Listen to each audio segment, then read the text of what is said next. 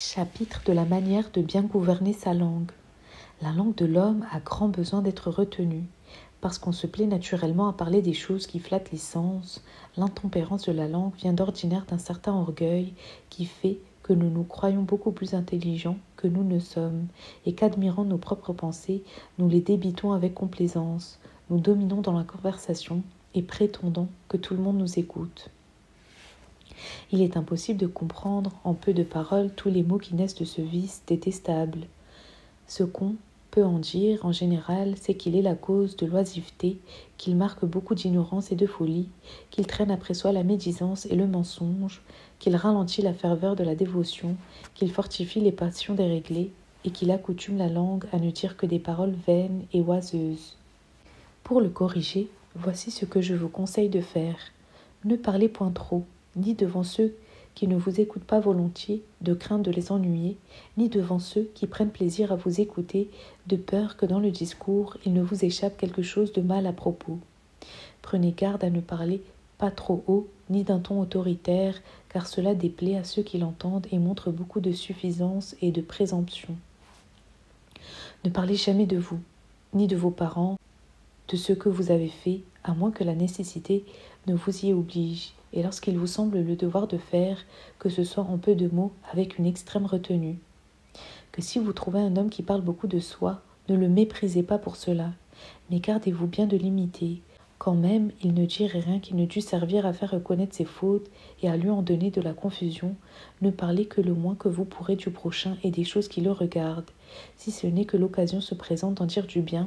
Parlez volontiers de Dieu, surtout de sa charité pour les hommes, mais dans la crainte de n'en parler pas comme il faut. Écoutez plutôt ce que les autres vous en diront et tâchez de ne le point oublier.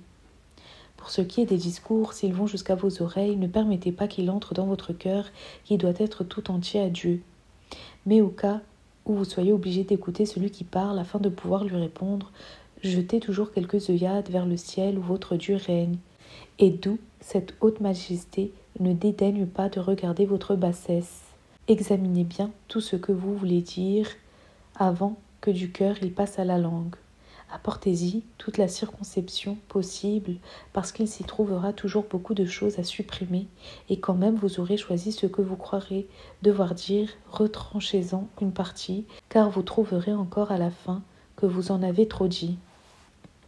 Le silence est d'un grand secours dans le combat spirituel, et ceux qui le gardent peuvent se promettre qu'ils remporteront la victoire. Aussi ont-ils d'ordinaire la défiance d'eux-mêmes, la confiance en Dieu, beaucoup d'attrait pour l'oraison et une grande facilité pour tous les exercices de la vertu.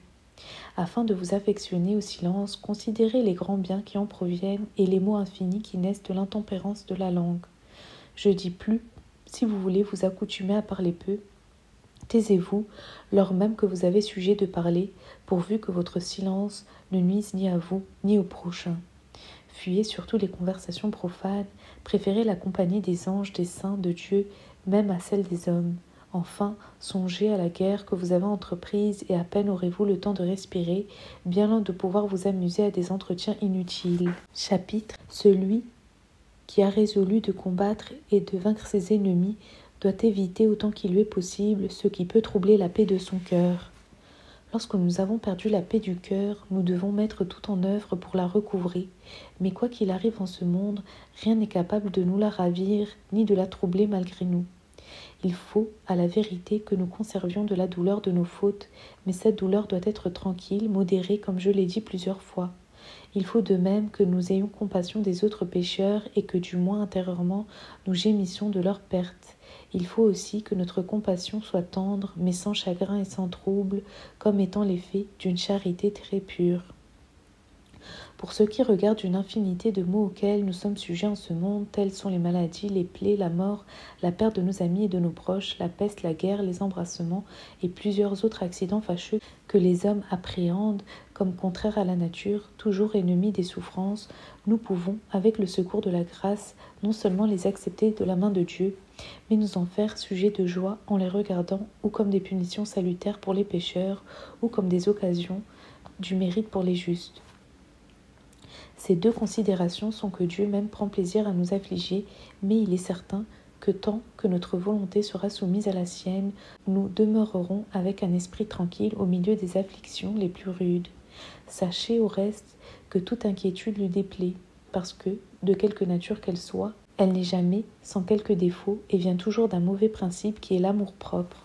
Tâchez donc de prévenir de loin ce qui peut vous inquiéter et préparez-vous de bonne heure à le supporter avec patience. Considérez que les maux présents, quelque terribles qu'ils paraissent, ne sont pas effectivement des maux, qu'ils ne sauraient nous priver des biens véritables, que Dieu les envoie ou les permet pour les raisons que nous avons dites ou pour d'autres qui ne peuvent être que très justes.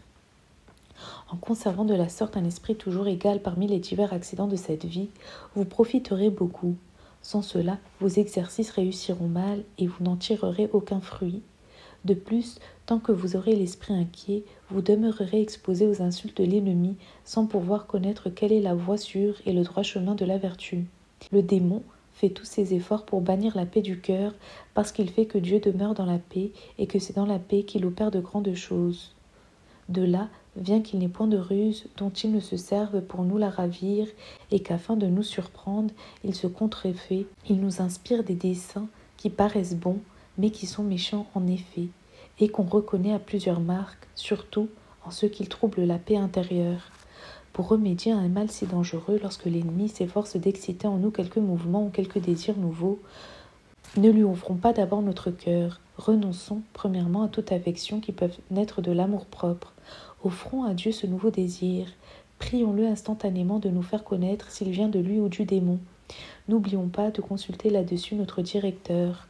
Lors même que nous sommes sûrs qu'un désir qui se forme dans notre cœur est un mouvement de l'Esprit de Dieu, nous ne devons pas nous mettre en devoir de l'exécuter, qu'auparavant nous n'ayons mortifié la trop grande envie que nous avons qu'il soit accompli.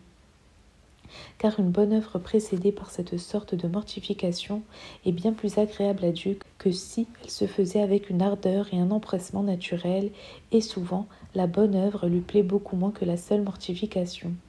Ainsi, rejetant les mauvais désirs et n'exécutant les bons qu'après avoir réprimé tous les mouvements de la nature, nous conserverons notre cœur dans une tranquillité parfaite. Il est encore besoin pour cela de mépriser de certains remords intérieurs qui semblent venir de Dieu, parce que ce sont des reproches que notre conscience nous fait sur de véritables défauts, mais qui viennent effectivement du malin esprit, selon qu'on en peut juger par les suites. Si les remords de conscience servent à nous humilier, s'ils nous rendent plus fervents dans la pratique des bonnes œuvres, s'ils ne diminuent point la confiance qu'il faut avoir en la miséricorde divine, nous devons les recevoir avec action de grâce comme des faveurs du ciel. Mais s'ils nous causent du trouble, s'ils nous abattent le courage, s'ils nous rendent paresseux, timides, lents à nous acquitter de nos devoirs, nous devons croire que ce sont des suggestions de l'ennemi et faire les choses à l'ordinaire sans daigner les écouter. Mais outre cela, comme il arrive le plus souvent que nos inquiétudes naissent des maux de cette vie, pour nous en défendre, nous avons deux choses à faire. L'une est considérer ce que ces maux sont capables de détruire en nous, si c'est l'amour de la perfection ou l'amour-propre. Ils ne détruisent que l'amour-propre, qui est notre capital ennemi. Nous ne devons pas nous en plaindre, nous devons plutôt les accepter avec joie et avec reconnaissance, comme des grâces que Dieu nous fait, comme des secours qu'il nous envoie. Mais s'ils peuvent nous détourner de la perfection et nous rendre la vertu odieuse, il ne faut pas pour cela nous décourager, ni perdre la paix du cœur, comme nous verrons bientôt. L'autre chose est qu'élevant notre esprit à Dieu, nous recevions indifféremment tout ce qui nous vient de sa main, persuadés que les croix même qu'il nous présente ne peuvent être pour nous que les sources d'une infinité de biens que nous négligeons parce qu'ils nous sont inconnus. Chapitre ce qu'il faut faire lorsqu'on a reçu quelques plaies dans le combat spirituel. Quand vous vous sentez blessé, c'est-à-dire quand vous voyez que vous avez quelque faute par pure fragilité, soit avec réflexion et par malice, ne vous affligez pas trop pour cela. Ne vous laissez pas aller au chagrin et à l'inquiétude, mais adressez-vous aussitôt à Dieu et dites-lui avec une humble confiance, « C'est maintenant, ô mon Dieu, que je fais voir ce que je suis, car que pouvait-on attendre d'une créature faible et aveugle comme moi que des égarements et des chutes ?» Arrêtez-vous un peu là-dessus, afin de vous confondre en vous-même et de concevoir une vive douleur de votre faute. Puis, sans vous troubler, tournez toute votre colère contre les passions qui vous dominent, principalement contre celle qui a été cause de votre péché. « Seigneur, direz-vous, j'aurais commis de bien plus grands crimes, si par votre infinie bonté vous ne m'aviez secouru. » Rendez ensuite 1000 actions de grâce à Dieu qui est miséricordieux. Aimez-le plus que jamais, voyant que bien loin de se ressentir de l'injure que vous venez de lui faire, il vous tend encore la main, de peur que vous ne tombiez de nouveau dans quelque pareil désordre. Enfin, plein de confiance, dites-lui: montrez, ô mon Dieu, ce que vous êtes, faites sentir à un pécheur humilié votre divine miséricorde. Pardonnez-moi toutes mes offenses, ne permettez pas que je me sépare de vous, ni que je m'éloigne, tant soit peu de vous. Fortifiez-moi tellement de votre grâce, que je ne vous offense plus jamais.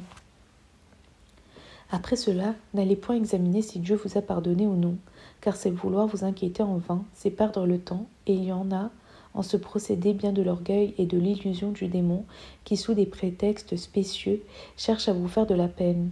Ainsi, abandonnez-vous à la miséricorde divine et continuez vos exercices avec autant de tranquillité que si vous n'aviez point commis de faute. Quand vous auriez même offensé Dieu plusieurs fois en un seul jour, ne perdez jamais la confiance en lui. Pratiquez ce que je vous dis, la seconde, la troisième, la dernière fois comme la première. Concevez toujours un plus grand mépris de vous-même et une plus grande haine du péché, et soyez plus sûrs vos gardes à l'avenir. Cette manière de combattre contre le démon lui déplaît infiniment, parce qu'il fait qu'elle plaît beaucoup à Dieu et qu'il en remporte toujours de la confusion, se voyant dompté par celui-même qu'il avait aisément vaincu en d'autres rencontres. Aussi emploie-t-il toutes ces ruses pour nous la faire quitter, et il en vient souvent à bout à cause du peu de soin que nous avons de veiller sur notre intérieur.